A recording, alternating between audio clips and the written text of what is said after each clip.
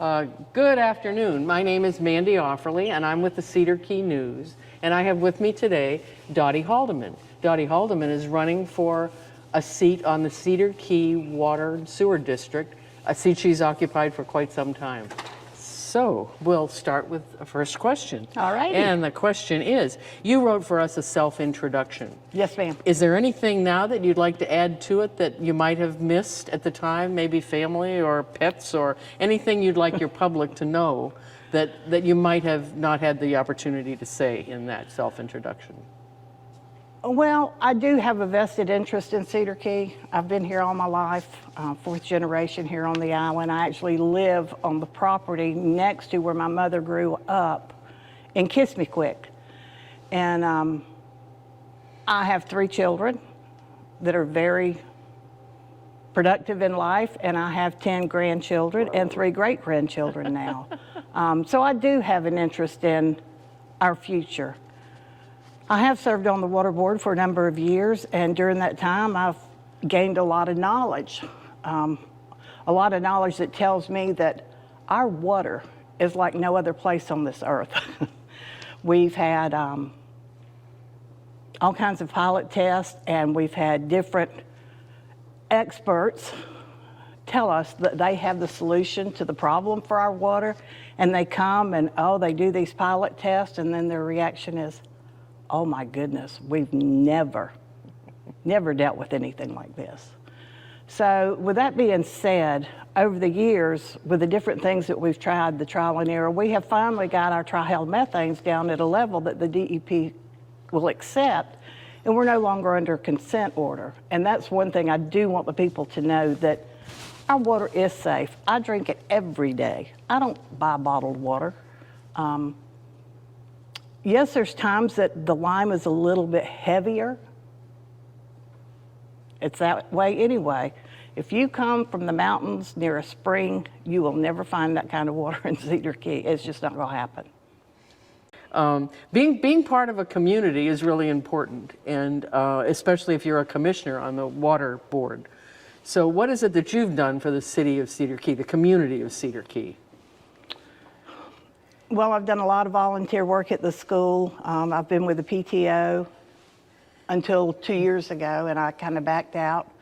I go to all the ball games. If there's anything going on in that school, you'll usually find me there. Community, I've worked with the youth at our church. My husband and I did Boy Scouts, Cub Scouts. A friend and I did Girl Scouts. I've always been a hands-on person. Did our youth at church, took them off to camp and different activities. So I don't necessarily belong to the Lions Club or the Women's Club or any of those clubs, but I have worked with them at festivals and all. I just don't do a lot of meetings. Just recently when the pandemic hit, there were a lot of people on the island when it was closed down, older people, and they couldn't go shop, they couldn't do anything. And my daughter-in-law and I started doing meals, and people were calling it Angels on Wheels. And we did those up to 30 people at one time, and they were very appreciative. We did it twice a week, and we always made sure there was enough in there for 2 days, so it was basically 4 days of meals. And I thought at the time we were doing it that it was going to be good for me. Oh no. It wasn't good. It was good for those people, and they blessed my heart so much doing that, because they were always so happy to see me. Mm-hmm. And you don't always get that reception when you're doing things. So rewarding, huh? Very, very rewarding. All right.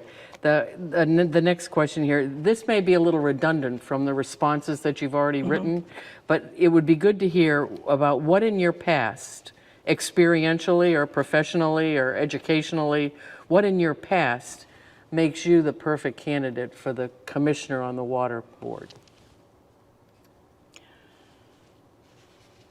I don't know that there is a perfect candidate for the water board.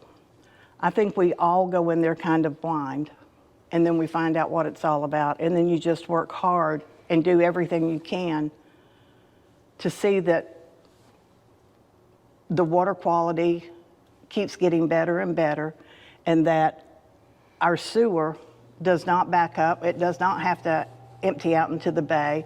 We try to protect all the surrounding waters. It's not just the water. There's so many other things involved. It's not just the water. It's the sewer. And trying to find grants and trying to find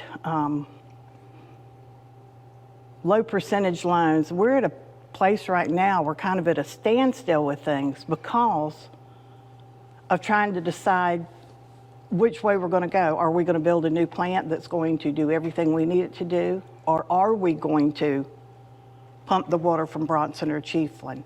I don't think that's a decision that we need to jump in real quickly because of the time frame, number one, and then the money. I don't want to leave my grandchildren into debt so far that they have to climb to reach bottom. That's not what I'm there for. And not only that, my job is not really to do that. My job as a commissioner is to be physically responsible for what we do at the district. So with that being said, I stand on the record that I have. I'm at the meetings. I vote the way I believe should be voted. I have nothing personal to gain in it. So. Okay. Can you, this is a movement here in thought, but can you talk to us about the Sunshine Law? How do you experience the advantages or disadvantages of that in your job as a commissioner? The Sunshine Law? Yeah. As long I can talk to anybody I want to, as long as we're not talking about anything that's going to be voted on, I can have friendships with Joe, I can have friendships with Leslie, I can have friendships with people on the city council. This town is so small, it's hard to not, but I honestly believe that the people on our board I speak to, I've never had any problem being able to differentiate business from friendship. Mm-hmm. Okay. How important is the time you've already spent on the commission going to make you a better commissioner next year?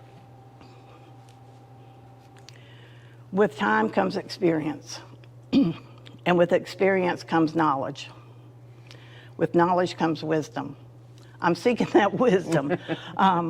Like I said earlier, our water is different. We've had so many people come in with tests, pilot tests, and it's cost money. It's costing our constituents money. Yes, I would love to have the water perfect. We've worked towards that. I can't help what the water is in the ground. We can only work what we have, what's out, and try to find relief for it. Okay. What are your plans to make the commission better for the next 2 years?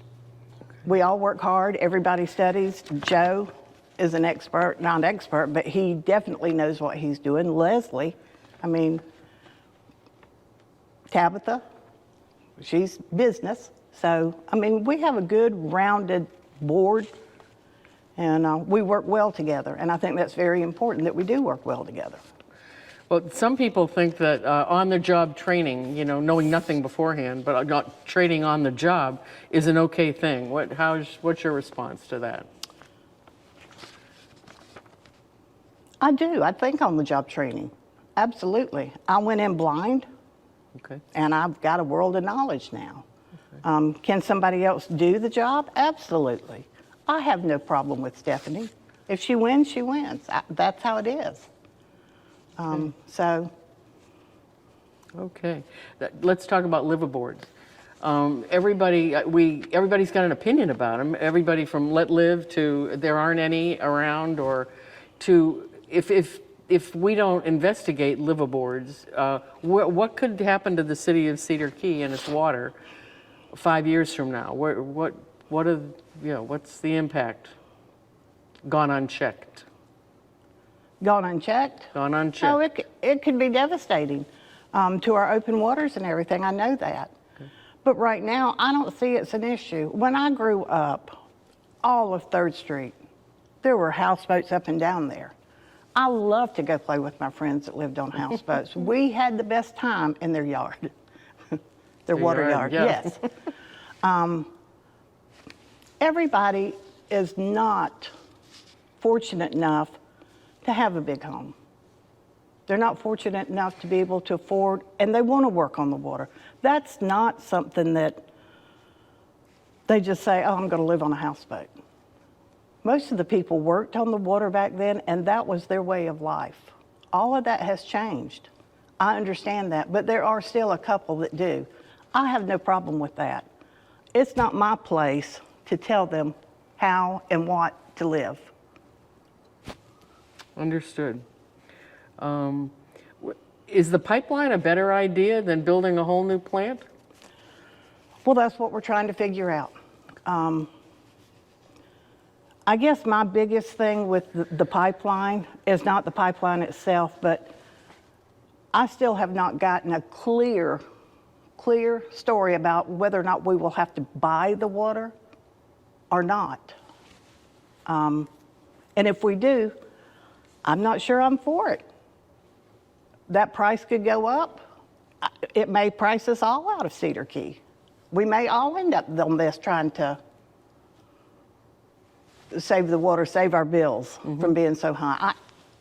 There's a lot of unknowns there. Okay, okay. In the past several years, the Water Board has done a lot of really good things. Can you elaborate on them? I can just think in the last 10, quite a number of things. Yes, we've added different aspects and components to our water plant out there, and it's changed the water.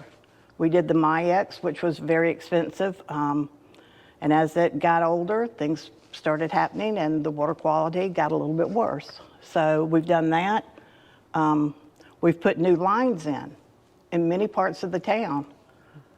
We did the directional drills under the bridges and from Goose Cove over to Airport Road and then on over to make it. We did bigger pipes so the water pressure would be better for fire protection. Those are just a few of the things that I can think of. Those boys are out there working in the trenches every day. I don't know everything they do. I don't micromanage. That's not my job. And so if there's something that needs to be done or said that voted on, then yes, we know about it. Okay. Can you tell us about what's going on with the lift stations right now, the lift station logic and money? Well, we've got a grant, or well, we hopefully will be getting the grant to pay for all that. The lift stations are getting pretty old and salt water is taking its toll on them, and so when we do the lift stations, they will be up higher so the salt water doesn't get to them. I don't know what else you want to know about that, but that we definitely are in the process of redoing. Okay. Okay, now in conclusion, is there anything that you can think of that we haven't talked about here or that you haven't written about that you'd like your audience to know? Because this would be a good time if you can think of anything. I want them to know that they can call the Water District office if they have a problem, if they have sand in their water, if they have lime in their water.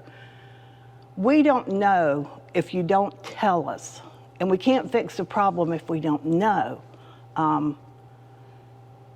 Social media has become a sore spot to me because I see different things that they don't have this or it has this or whatever. And when I go to talk to them down at the office, they're like, well, nobody's called and said anything. If we don't know, we can't fix it. And that's one thing. I don't care who's on that board. If you have a problem, call. We'll see what we can do to fix it. My phone is published. You get 352-543-5525. Call me anytime. I'm okay with that. Thank you. It's been excellent. Thank you. Thank you for doing this. You're very welcome. welcome. This is awesome. Very Yeah. welcome.